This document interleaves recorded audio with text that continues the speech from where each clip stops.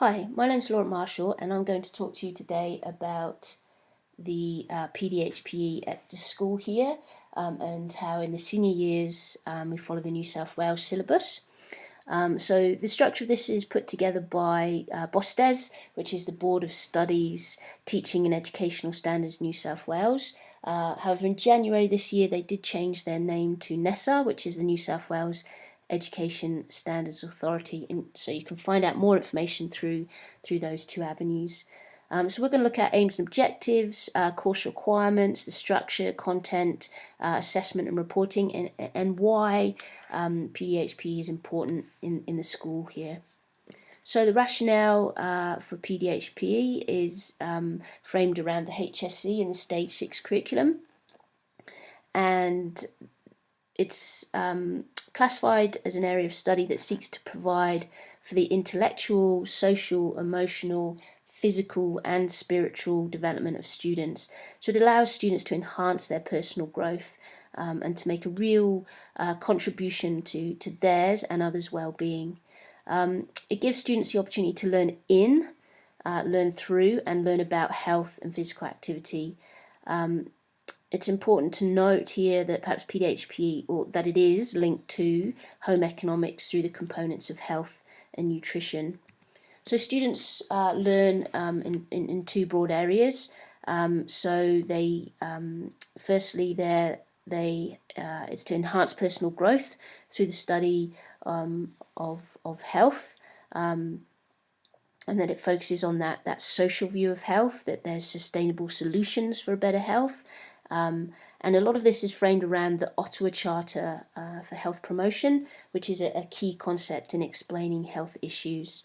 The second point there is there's emphasis on understanding how the body moves and the social cultural influences that can then affect and regulate movement. So students would look at the anatomy, the physiology, the biomechanics and skill acquisition, and apply critical thinking to aspects of this. Two main aims here as listed. So the aim is that students develop the capacity to think critically about key issues, and that they can make informed decisions that can support and contribute to healthy, active lifestyles, again for themselves and for their community. So these aims link to the six objectives here. So this looks at the values and attitudes that promote health and active lifestyles. There's understanding of the factors of health, that the impact of exercise on personal and community health, the understanding of how the body moves, and the ability to kind of help and take action to improve participation and performance in physical activity. And this is applied through critical thinking, research and analysis. So from the aims and objectives, then each course, so the preliminary course and the HSC course, has outcomes. So 3 of the objectives are listed here, and we can see the difference of the between preliminary and HSC course in terms of depth of what's being asked. So there's keywords here. So for example, under objective number 2 here, knowledge and understanding of the factors that affect health. In the preliminary course, students will be expected to identify, examine and describe those factors and how they affect the health, whereas in HSC, yes, they'll describe, but they need to justify and analyse those factors and how they affect health. So it goes to that deeper level. So skills that are tested and required, so students will gain that ability to research, inquire and question. They're learning to define issues and identify solutions that they can implement and evaluate actions that they might need to take, and that they know where to get help or support, and they can resolve conflict as well. So the structure of the course, there's no formal prerequisites for the course, but it's assumed that students will have done the minimum 300-hour course on the PDHP years 7 to 10 syllabus. The course is made up of 120 hours each, so 120 hours for preliminary, 120 hours for HSC. So for year 11, it's predominantly based on maintaining, practicing ways of maintaining an active and healthy lifestyle and how to improve health status. Year 12 is based on social and scientific understanding about movement. And there's also the options to specialise in areas of particular interest. So you've got core, and then they can choose modules as well, which we'll look at now. So content. So this is an overview, I guess, of PDHPE. So you've got preliminary course and HSC. Preliminary course has got those two core strands, making up 60%. So better health for individuals and the body in motion. And the options, which make up 40%, there's 4 listed in the preliminary course, and students get to choose 2 of these areas. In HSC, core strand again is made up of 2, making up 60% of the total. So health priorities in Australia and factors affecting performance. And there's options, of which again they choose 2 from 5 areas listed there, which makes up 40% of the total.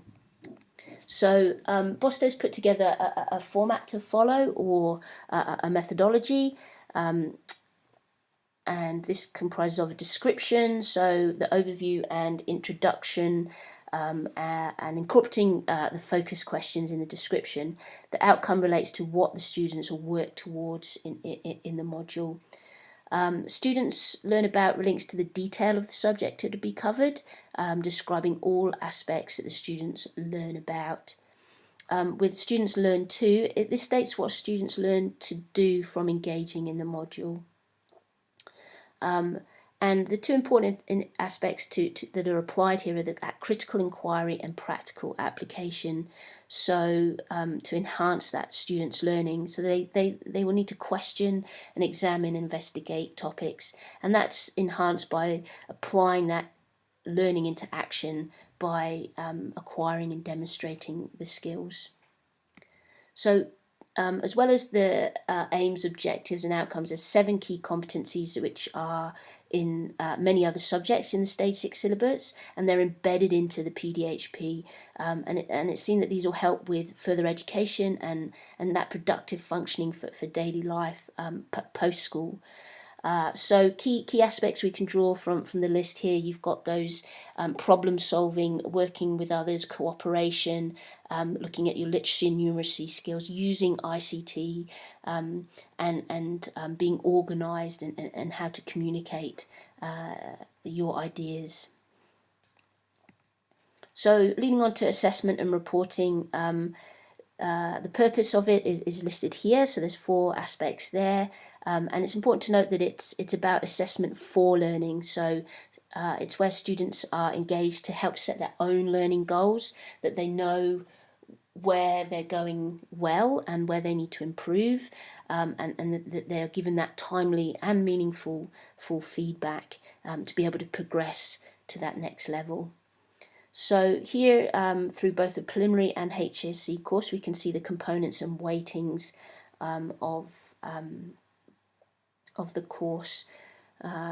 So you've got the 3 components there, and the weightings there. So 40% goes on to knowledge and understanding of that, factors affecting health and the way the body moves, and then they show skills in that influencing personal community health, and taking action, and that it's seen through those critical thinking, research and analysis skills.